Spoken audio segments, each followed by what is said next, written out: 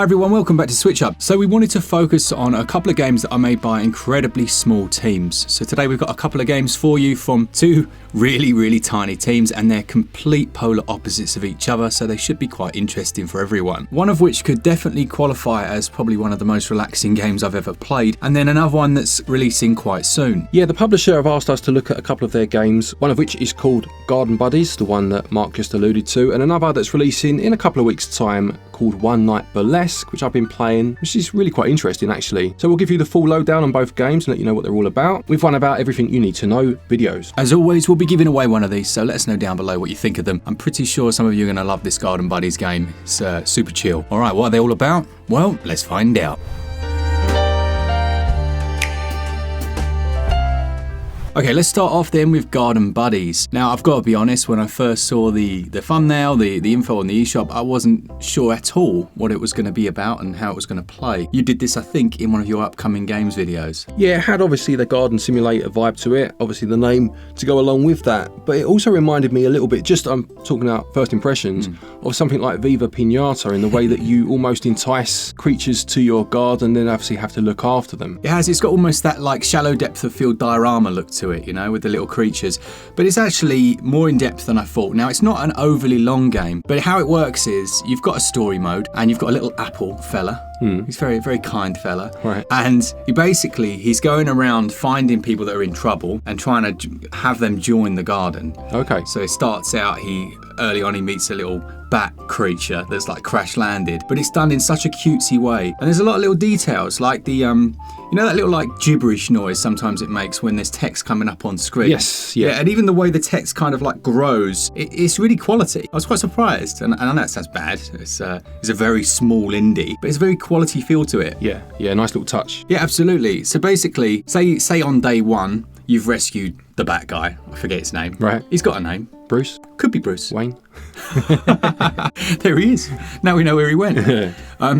And he will ask you to do something, and it will basically have a mini game of some sort tied to it. So I'm trying to remember what it was that he wanted. I know one of them was basically crash landed and got themselves covered in mud, and then you get like a sponge and you're like putting water on them and cleaning them and stuff, and rotating them. I can't remember what the bat wanted. I can't quite remember. But then the kind of progression comes from between each new character that gets added to your garden. There's something that needs to be put into the garden, and it switches to a view where you almost have like an overhead view of it, and you put flowers in and they have a cost, so there's like a number next to them, there's like a flower cost, and then as you put them in, the garden expands and you get more seeds that you can then sprinkle on the ground.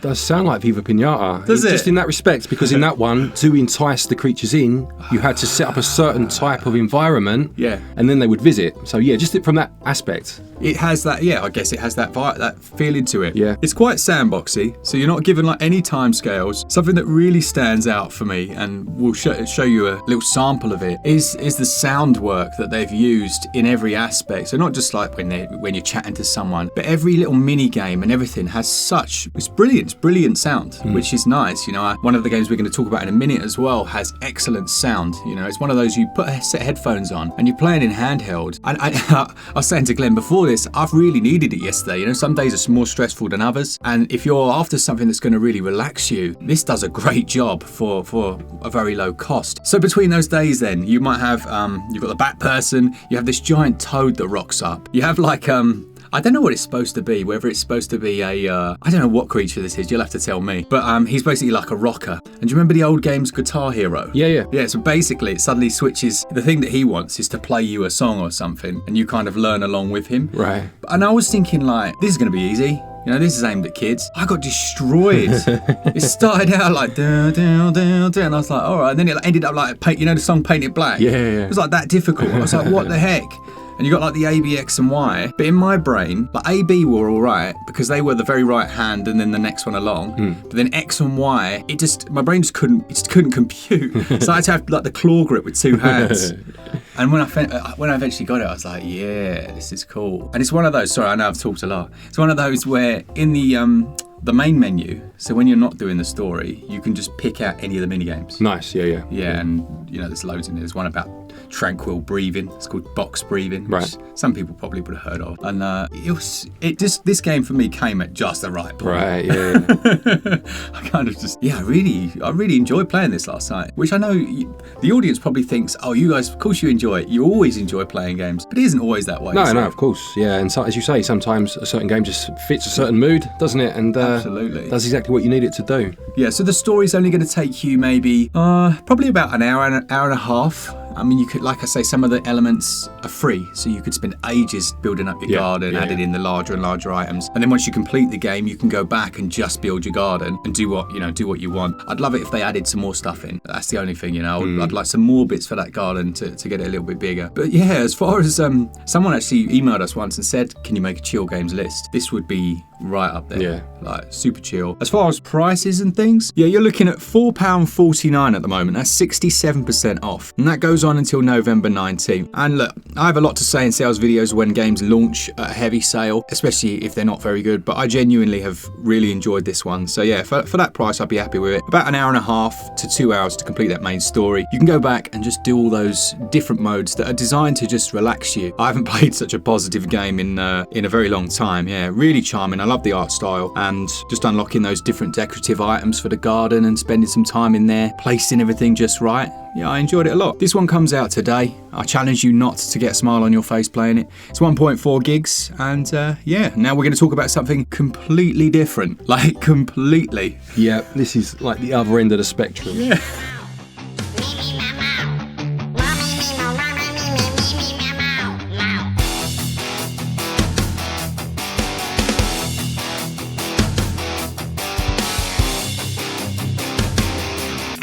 So this next one is called One Night Burlesque. Now this doesn't release until the 3rd of November, and it's basically a detective game. It does contain strong themes and mature language, so just be aware of that. But in terms of the story, you play as one of the dancers in the burlesque show. Now she has a special ability, she is psychic, and she tries to suppress this by using pills. Now this is psychic ability is kind of widespread amongst society, but it's looked down upon, so she's trying to repress it almost, or suppress it. And basically she has a vision whilst dancing. She can hear the audience, she can hear their thoughts, she can feel their emotions, and she gets this kind of strong burst of it whilst dancing and collapses. And she has a premonition of her best friend being murdered, being shot at the midnight dance. The final dance of the evening. And then basically she spends the rest of the evening trying to solve a case that hasn't happened yet. Okay. So how does it work in terms of the way you control? Because I played a little bit last night at the start and it felt quite hands-off, or is that just the intro?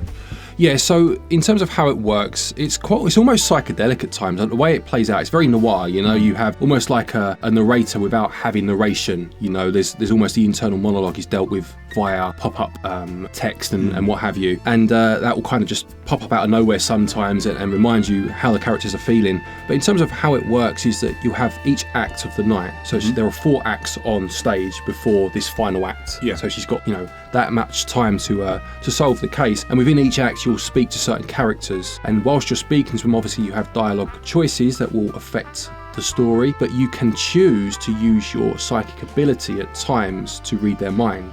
So on the bottom left of the screen there is a little icon. You can press the Y button at certain times to use your ability, but you don't have to. You can play it out without using it. Right, what's the downside of using it? The downside is that if she uses it too much, she needs to take more pills, and that affects her mindset. So you have to use it sparingly. But the other downside, or the downside to using it, can also be that the character will respond negatively to having their mind read. Some characters won't know. Right. But if you try to read the mind of someone else that also has the ability, then obviously they'll respond negatively and they may cut the conversation off. Right. So it's just kind of gauging when to use it. When you do use it, it involves like a small mini game where you have to rotate both sticks to get their 2 minds in sync. And that's cool. You'll see their like energy meeting in the middle of the screen, and then you'll see a flash of something, that will fill in some of the story. There are sometimes little mini games as well, like there's one where a character has stolen someone's keys and you can kind of see the key in their pocket, and then to move the story along you need to move the key along this little like maze, and every time they look at you you have to stop. Just little things like that. You can see the key in their pocket? You can. Is that a key in your pocket? Well, she wasn't pleased to see him, so.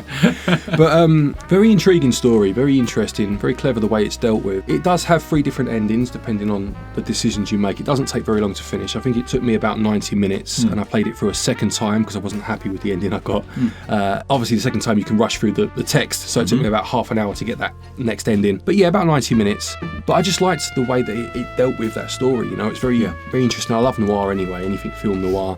It has an art style that again goes for kind of that grayscale, but flashes some colour in there. Her hair is pink, for example. Someone's shirt will be green, that sort of thing. Just nice little flashes of colour. And it does a lot of things that you won't necessarily see from the footage. Right. The footage won't do it justice because there are small effects that are quite hard to notice. Like when you have the premonition of your friend being shot, if you look carefully, you can almost see like an aura coming off of her that looks like a smoking gun.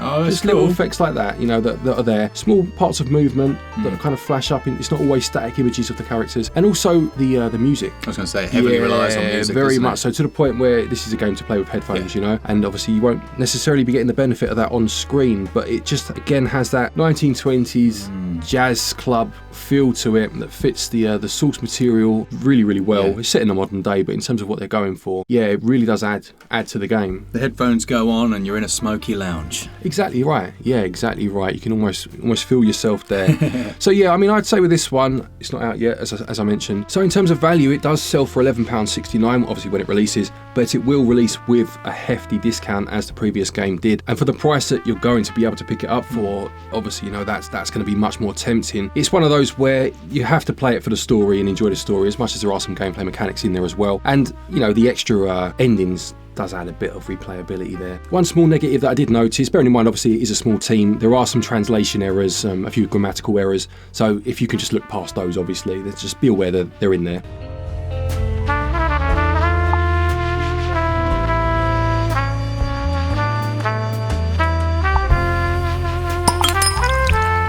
So there we go, there's two very, very small indie games, really small teams, obviously labours of love, that you might want to consider checking out. Thanks to the publisher for sponsoring this episode. All the links will be down below, so you can go check those out. And like I say, if you want something that's super chill, then GardenBuddies, man, very nice. A quick thank you to our patrons and our channel members for your continued support, and to each and every one of you for watching our videos. Take care, and until next time, happy gaming.